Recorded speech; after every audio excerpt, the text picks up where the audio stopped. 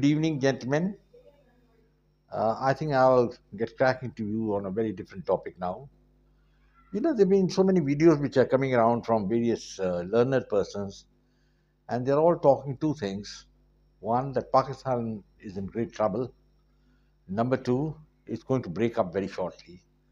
And they're saying there'll be going to separate state of Baluchistan and Pakhtunwali. I don't know how these people are making the assessments, because to my way of thinking, it's not going to happen that easily. Now, I've also followed the speech of Donald Trump and his address to the Senate of both the houses. It was the longest speech given by an American president, to members of the houses, that is, the senators. And one very interesting fact which came out is that he praised Pakistan in that speech and thanked Pakistan for handing over the man who had carried out the barbaric bombing of Kabul, in which 13 American servicemen had died. And he thanked the Pakistan government for it. So the Pakistan government really knows how to be on the right side of the Americans. And secondly, we have the news just after Modi came back from America that the United States is going to give $397 million to Pakistan, and the purpose is very clear, that is, to make serviceable the F 16 fleet, which America had given almost 2 decades back to the Pakistanis. Now, this mention? What does this mention? What does this bring out? I don't think it's a sign that America has forsaken Pakistan. Because until the Americans decide that Pakistan is of no longer any utility to them, I don't see how Pakistan can break up. Pakistan also has a very cozy relation to the Chinese, and there's been news that the next space voyage, which is going to take place from China, is going to have a Pakistani astronaut. So Pakistan will join the long list of nations. There's a short list of nations who have sent spacemen into the wide, that is, the space above the Earth. Gentlemen, I think I will give you a different assessment of Pakistan. There's no doubt that Pakistan is in great trouble economically. That is number one. Number two, it is also facing a sectarian uprising, in the sense the Baluchs are fighting, and so are the Pathans in Pakhtunwali. But does that mean that Pakistan is going to break up? We have a similar problem going on in India. In central India, we have the Maoists fighting. Then we have in Manipur an insurrection on, and we have terrorist organizations operating in the valley in Kashmir. But that doesn't mean India is going to break up. So, gentlemen, these people who are giving these videos are in the fond hope that Pakistan will collapse like a pack of cards. I think the only way really Pakistan can collapse is if there is a war between India and Pakistan, and India is going to can knock out Pakistan. The word I've used is knock out Pakistan, that is defeat Pakistan decisively. I don't think that's going to happen because India, so many months have elapsed since Begum Hasina was thrown out of Bangladesh, and the Indians could do nothing. Let's be very frank. I find again a lot of talk in the channels being broadcast that Ghutne take diye, Muhammad Yunus ne, this thing, that thing. But the fact remains that India is no longer considered a friend of Bangladesh. That's number one. And number two, Bangladesh is cementing its relations with Pakistan. The first Pakistan ship docked in Chittagong now after nearly 50 years. And these are the facts which cannot be forgotten. So, gentlemen, I will give you a warning. I think about the warning, and the warning is that don't take things for granted. And I'm sure the Modi government is not taking things for granted and moving about in a different manner. But the question arises, what is the future? Donald Trump, as I told you, is an extremely volatile man, and now he said that on 2nd of April he's going to bring about certain tariffs in which India and China will be, attended to. So that's a dangerous time. But coming to Pakistan, I don't see how Pakistan is really going to break up. The only way Pakistan break up is an internal implosion. That is, if the Pakistan army revolts, and the Pakistan army, which is basically a Punjabi army, is not going to revolt. Why should they revolt? They're being looked after well. There are few of the soldiers that are dying here and there, but as part of the uh, hazards of the military life, the Indians army is continuously losing soldiers in Kashmir and other places. That doesn't mean that the Indian army is going to get defeated. So, gentlemen, take everything with a pinch of salt. And even Imran Khan, if he comes out, I mean, from his hibernation in the jail, I don't think he's a friend of India at all. He's the man who uh, what, broke this trade pact with India. He's the man who didn't give the most favored nation treatment for trade to India. He's the man who stopped all trade with India, all contacts with India, and that's India disappointed. And Shahbaz Sharif also, he doesn't know what's happening, but at the same time, Nawaz tried his level best to normalize relations, but you can't normalize relations with India with the Pakistan army in the pivotal control.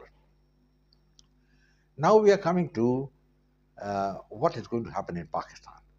If I look at Balochistan, there is an insurrection on, nothing, you can't deny it. But the fact remains that the Baluchis are too few in number, and there's a massive Pakistan army presence there. I don't see how the Baluchis are going to defeat the Pakistan army there. It's not so easy.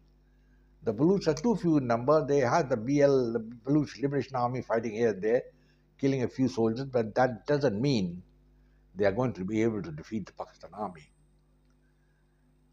Until unless some external country comes in a big way, and it's not possible because Balochistan doesn't have a contagious border with India or anybody else. And the state of Kalat, which was taken over by Pakistan in 1947, I think is restive, simmering. But how do they break away from Pakistan? I don't think it's that easy. The only way, as I told you, is if Pakistan can shrug off the Pakistan army, or there's an internal revolt from the Pakistan army, which is not going to happen. And now I have the news that, as I told you recently, that America is really backing Pakistan to the hilt. That is a fact which cannot be denied. And once America is backing Pakistan to hilt, and so is China, China is giving the sixth generation fighter to Pakistan, and they're putting a Paki into space.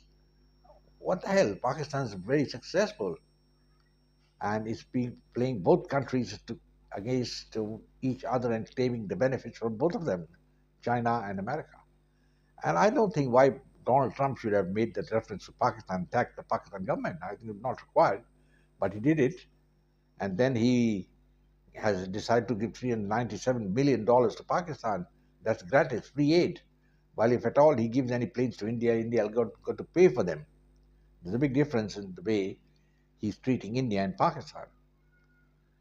Coming down to the insurrection in the Pakhtun Valley, yes, it is going on. There's no doubt about it.